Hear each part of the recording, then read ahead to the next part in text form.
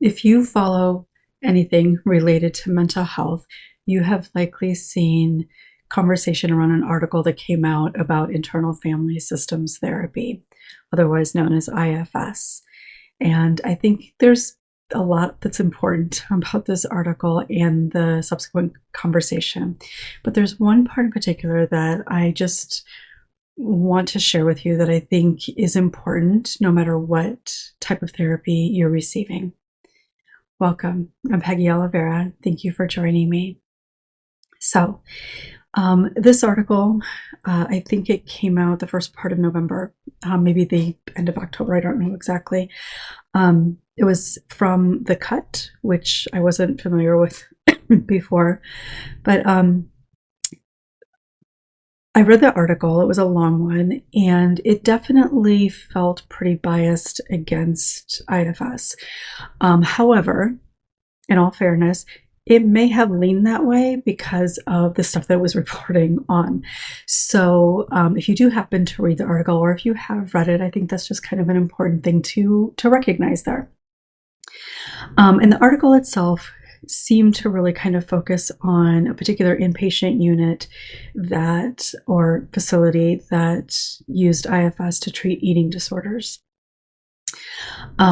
So all of that is, I think, important context. I'm not going to talk about specifically, I can in another video potentially. I'm not going to really necessarily talk specifically about whether IFS is something that you should use or not.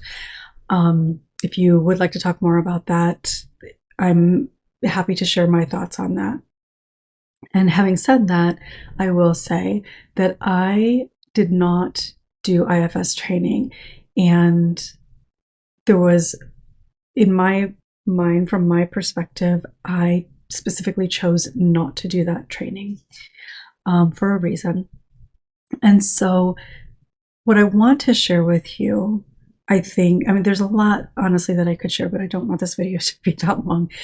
I've kind of talked about this a little bit before, but I really want to emphasize again, and it's such an important thing, I think, for people to recognize, therapists as well.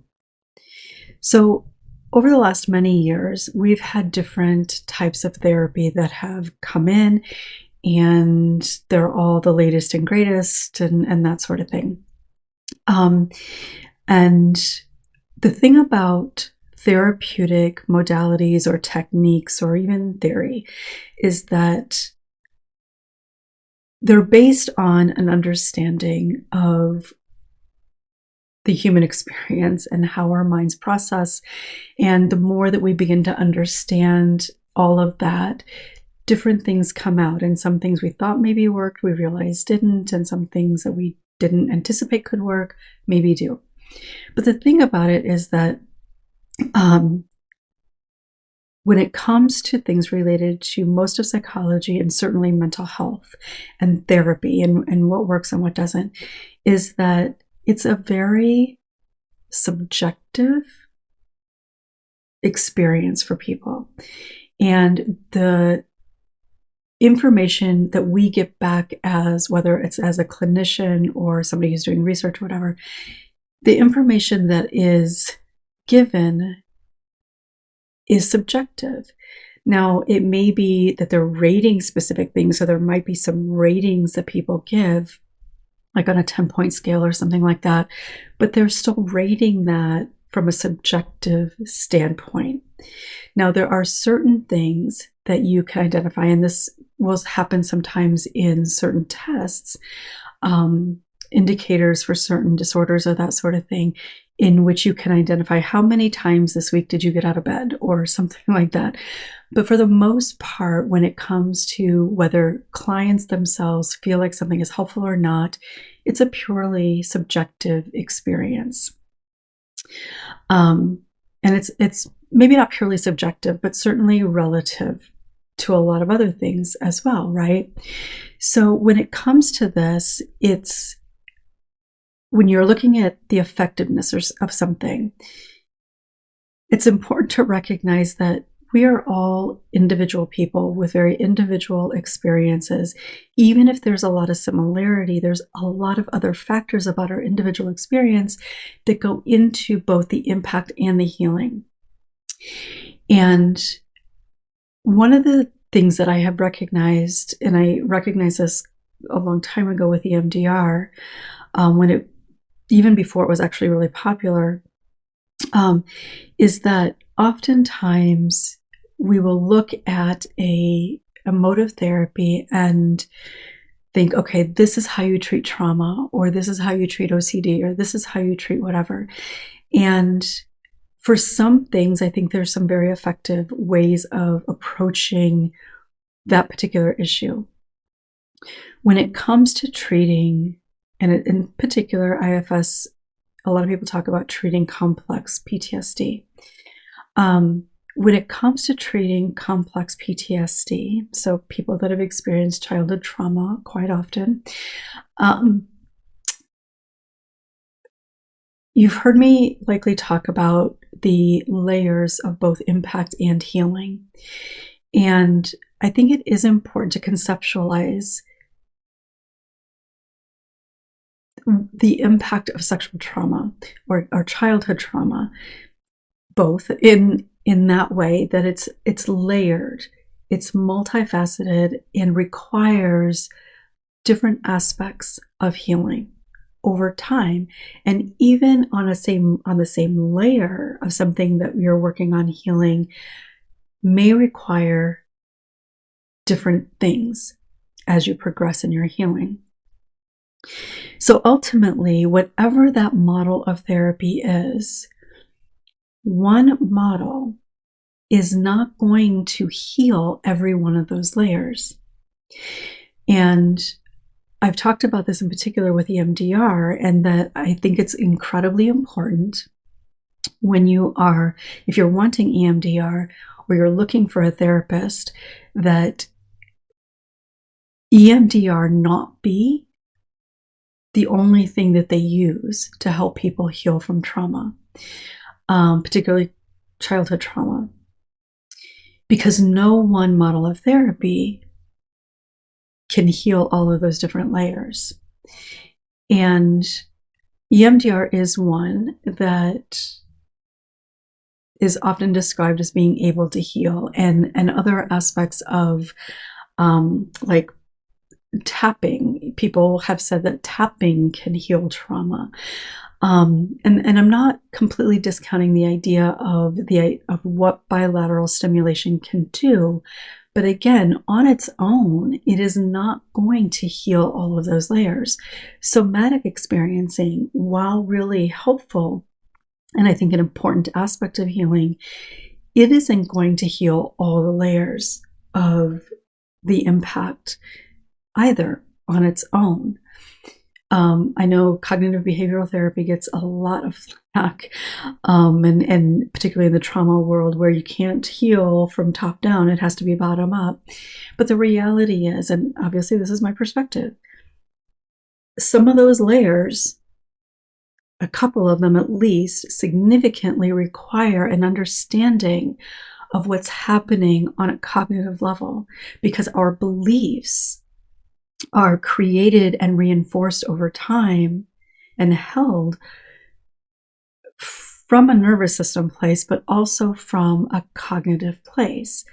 So we can't dismiss any specific realm of modality when it comes to healing from complex trauma, when it comes to healing what it means to be a survivor of childhood trauma or multi-layered dysfunction. When I talk about the layers of impact, I speak of it in that way because it's not just, here's a set of symptoms that people experience. Now, of course, there are, and they overlap, and the majority of people who have experienced childhood trauma tend to have a lot of the same symptoms. But what creates those symptoms are various aspects of the experiences the actual trauma itself, other factors in your life, what happened afterward and throughout your life. Like there's a lot of actual layers there that have affected you, that have created wounding, and that have reinforced the ideas and the beliefs and the fears from those things. And the layers of healing are because there are so many different pieces there. Now, I do want to be clear, if you're relatively new to me, that those layers that I'm talking about, it doesn't mean that you heal by going layer by layer by layer and it's linear and you go from one to the next to the next, because that makes it sound a little overwhelming. That's not how it really works. But understanding that the impact, the struggle, the beliefs, the difficulty in your life requires layers of healing. That is, I think, for me, a helpful way to conceptualize it, because it's not just about healing trauma. It's healing all of those pieces and layers that create the impact.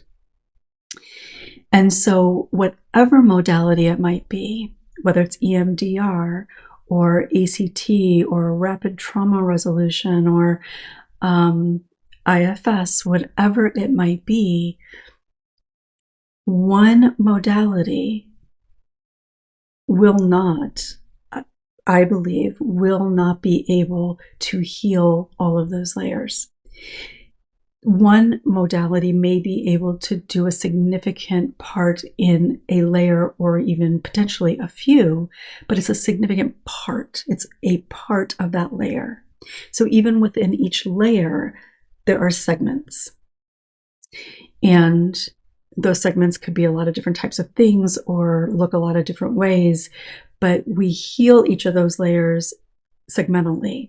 And so like when I talk about, like there are no steps back, it's an opportunity that we practice again. It's reinforced. We get to practice so that it becomes more ingrained. Those are kind of the segments that I'm speaking of. And so when I have talked before about looking for a therapist, and in particular around EMDR, and I would say the same is true for IFS or anything else, that the therapist needs to have an understanding of what it means to be a survivor. That EMDR or IFS or somatic experience, whatever it is on its own, isn't going to be able to heal all of that. It can play a significant role and it can be incredibly helpful.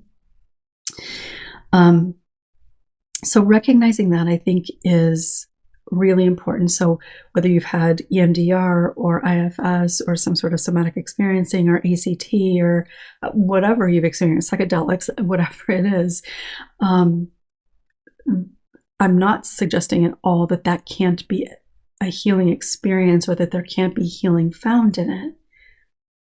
But I think it is important to recognize that it isn't going to be the whole story. And part of the reason that I think that this is so important is because, especially when you hear people talk about how incredible this mode of therapy is and how it heals people, what often happens, and I've heard this from so many people over the years, and even just random people on the internet, but actually from people that I've had conversations with, is they'll experience an aspect of therapy. So whether it's a mode or maybe even a few sessions or something that feel really impactful. And that can be a very real thing. But because it's like one segment of one layer, they may feel great for a period of time, but because all these other pieces, these segments and layers might still be unhealed, they find that they struggle again. And that's when people really question themselves and their ability to heal. Because it worked for all of these people. It's this magical thing that celebrities are talking about, and it's this wonderful thing. And I felt so good after that session, or whatever it might be. And then when you struggle again, you think it's because there's something wrong with you. And there isn't. really. And that's one of the challenges that I have had in this work. And even doing this content, because people will share things with me sometimes where they express feeling like they failed because they did the thing that they thought they were supposed to do. They did this magic treatment that was supposed to heal everything. And maybe they even thought it worked, and then they feel even worse because they feel like, I don't know, they were duped, or that they got sucked in, or they should have known better, whatever the case might be. So I think it's really important to recognize that. So wherever you are on this journey, whether you've not even started yet and you're just kind of gathering information, or you've been on this journey for a long time, I think it's really important that you honor the work that you have done, the things that have been helpful to you, and also recognize that there might be some other things that you could experience that may hit on some of those other layers. This is also one of the reasons why, and I've talked about this before for different reasons, why sometimes along this healing journey, you can do a lot of great work with a therapist, whether it's for a few months or even a year, or sometimes even longer than that. And you might come to a place where you feel like you're not necessarily progressing, and maybe you feel like you're not even sure that there is room to progress. But then you might see somebody else for whatever reason, and you recognize that there is more work to do. And that's not to say that the work that you did wasn't beneficial. Sometimes it can be some of the most beneficial work that you end up doing. But we all have our own limitations as therapists. And for whether that's just our capacity for what we know, or whether it is the nature of the relationship itself. And that's never about a negative thing about the relationship, but that is the reality. And so sometimes somebody with a little bit of a different approach, or even a different personality, can sometimes get into some of those other layers or segments, because it's a different way of approaching the work. And so for me, I've never really followed any specific model of therapy, because I don't know. I honestly, like, I don't know. Maybe it's just the way my mind works. I don't know. I tend to take things and kind of just connect it all together. But in my work, we definitely talk. Like, talking is what we do, but we talk about things in a lot of different ways.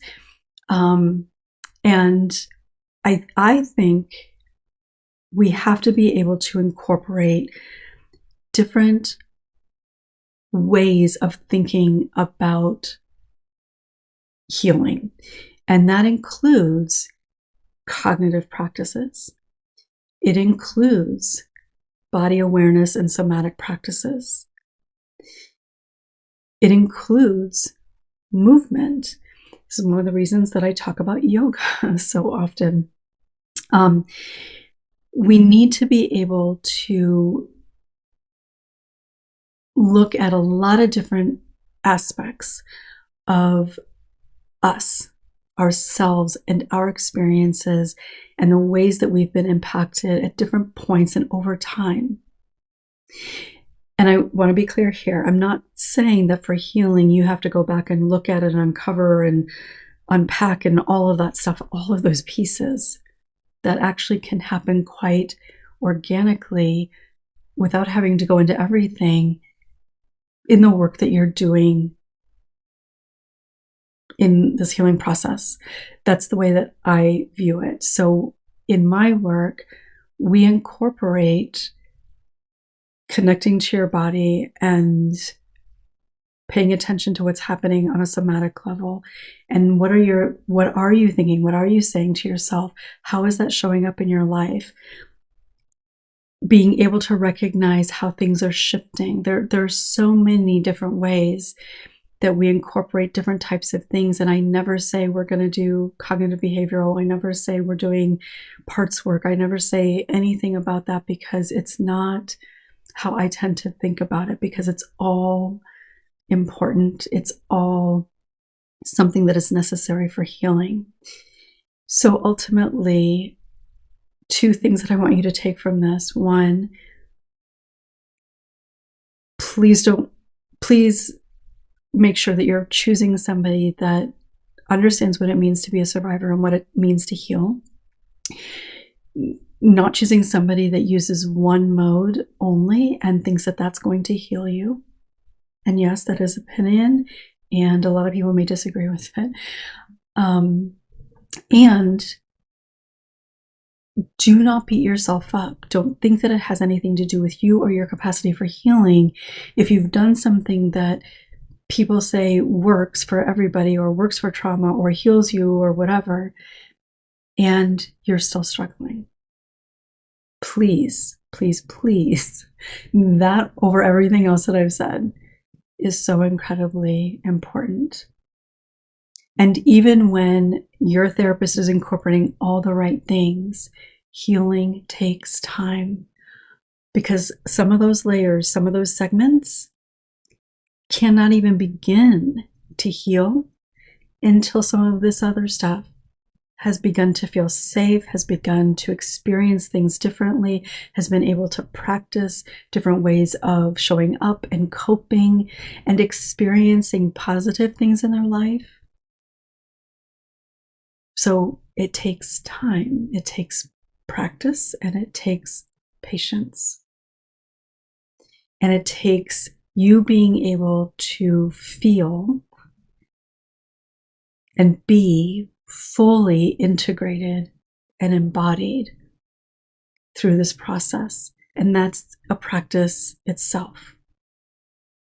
So if you'd like me to talk a little bit more specifically about my thoughts around like parts work, let me know, and I will be happy to do another video on that.